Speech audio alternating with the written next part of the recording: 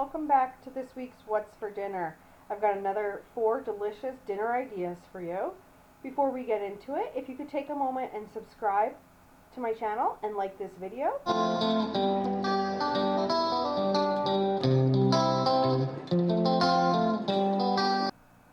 So to start off this week, I made a jalapeno popper chicken breast. I'm starting here with half a brick of cream cheese, then I'm going to add a couple tablespoons of mayonnaise to it, as well as some shredded cheese. I just have a mixture from Costco of the pre-shredded stuff. And then I also add some ranch seasoning to it as well. You can add more or less, whatever you like for your preferences. Off to the side here, I did slice one jalapeno in half and remove the ribs and seeds that I'm going to stuff and wrap in bacon. I popped those into my air fryer just as a little appetizer because we were really hungry this day. And then I have 2 other jalapenos that I also seeded and de-ribbed in that bowl off to the side there that I'm going to add into the mixture after I stuff my jalapenos.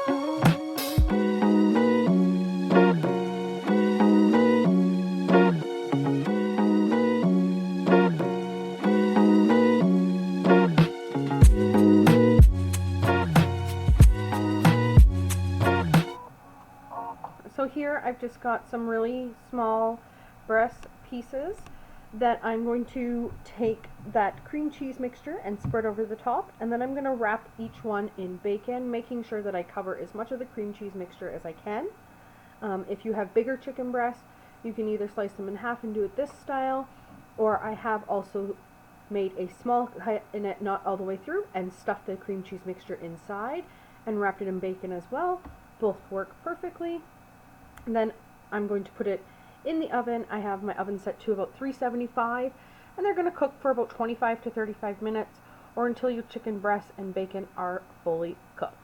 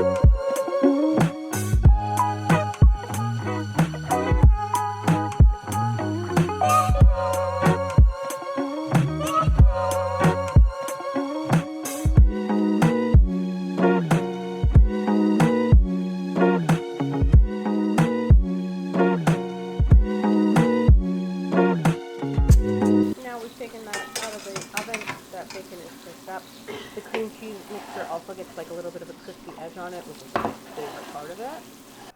On this day, I just made really simple sides to go along with it. I just threw some tater tots in the air fryer and made a quick salad that was one of those pre-made Baja salads from Costco. And this was really good. One of our favorite ways to have chicken.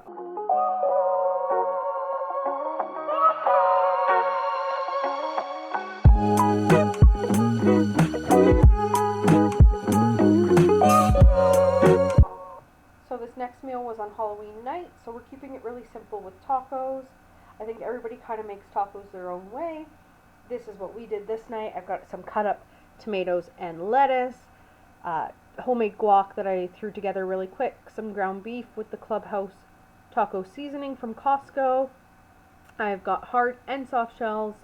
We've got mayonnaise, which Ryan likes on his tacos, sour cream, and some taco sauce. What is your favorite taco topping? Or do you put something on your tacos that people might look at and think are kind of weird?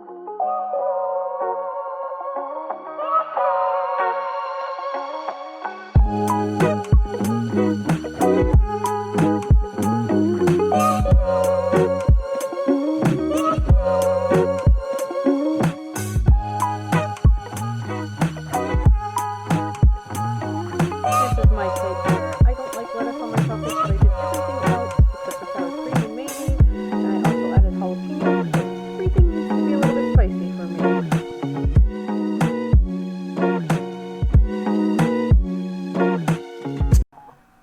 Now this next meal we're making braised short ribs. So in my Dutch oven here I've got 4 decent sized beef short ribs that I've seasoned with garlic powder, black pepper, and some salt. Just giving it a really good sear with some olive oil.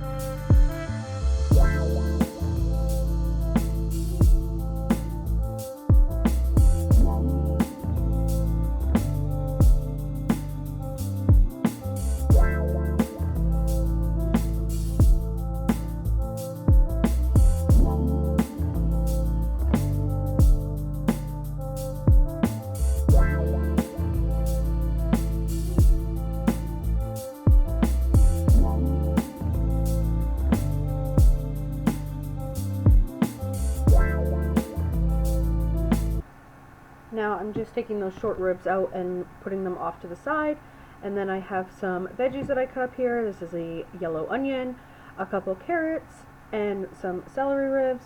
I also have a pack of mushrooms that I quartered, and then I'm going to add some garlic after all of that kind of cooks for a little bit on its own. I probably cook it for sort of like 7 minutes just to get the vegetables starting to get soft, giving it a good mix. I do add some salt, pepper, herb de Provence, as well as a few other seasonings, maybe some garlic powder and such. I will link the recipe that I used, that it's loosely based on, down below in the description. I'm going to add those short ribs back in after it's cooked for a while, and then we're going to add some beef broth, red wine, and some balsamic reduction.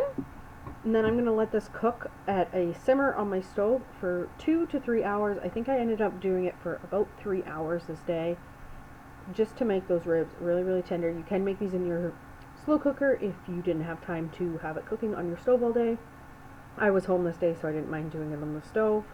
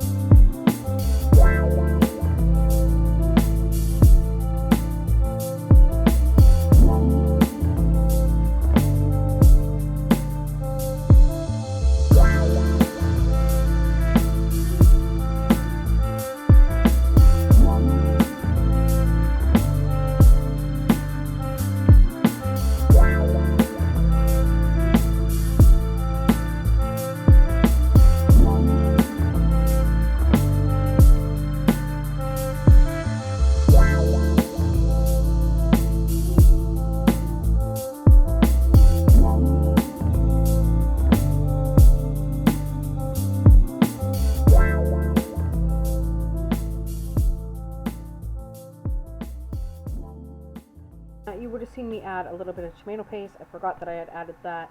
Now this red wine that I'm using is actually from the winery that Ryan and I got engaged at, so it's a really special wine to us. It's definitely our favorite red wine. And we add that in. It is by Nick Mip in Osoyoos, British Columbia.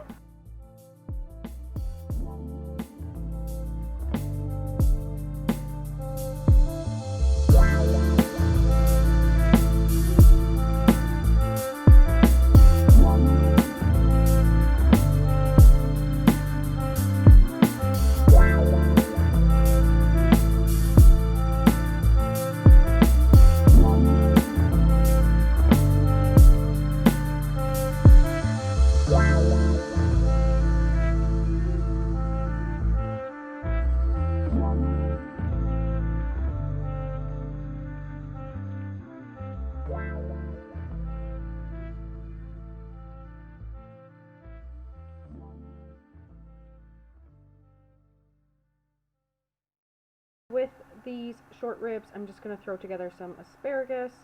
I just line them up, cut off a good chunk at the end instead of breaking each one individually.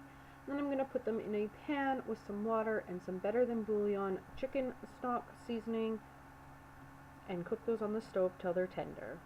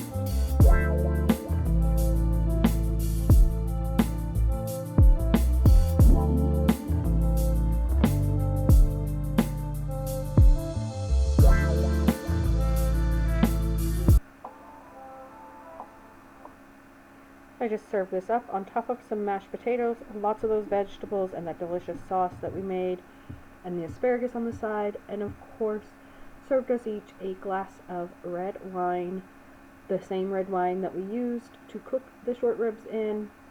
This was made on Ryan and I's dating anniversary, so we didn't go out and celebrate COVID, which would stop us anyways, but this was just a really special dinner that I made at home for us that night.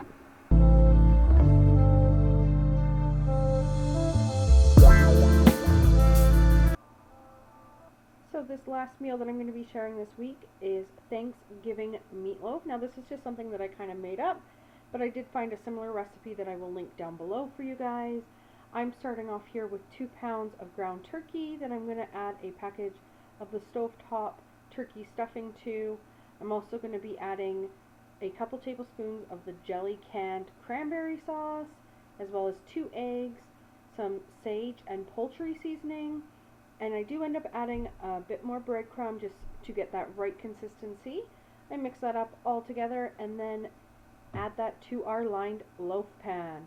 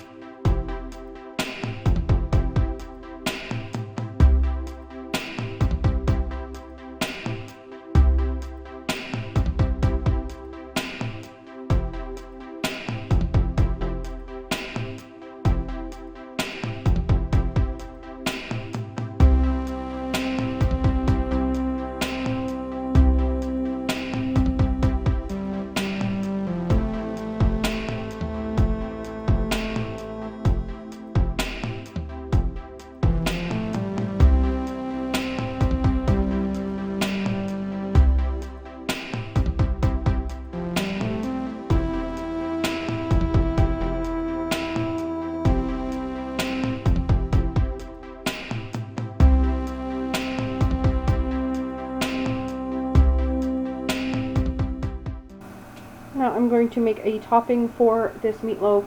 I have the remainder of that cranberry sauce that I'm going to add some barbecue sauce to, just to add a little bit of kick and some more depth of flavor. You of course don't have to add that if you wanted to keep it really traditional. I am going to spread that over the top of the meatloaf, making sure not to contaminate the remaining product in the bowl, as I'm going to use that to top the meatloaf after it comes out of the oven. Now I've got my oven preheated to 350 degrees. We are going to cook this for about an hour or until your meat reaches temperature, making sure that it is fully cooked.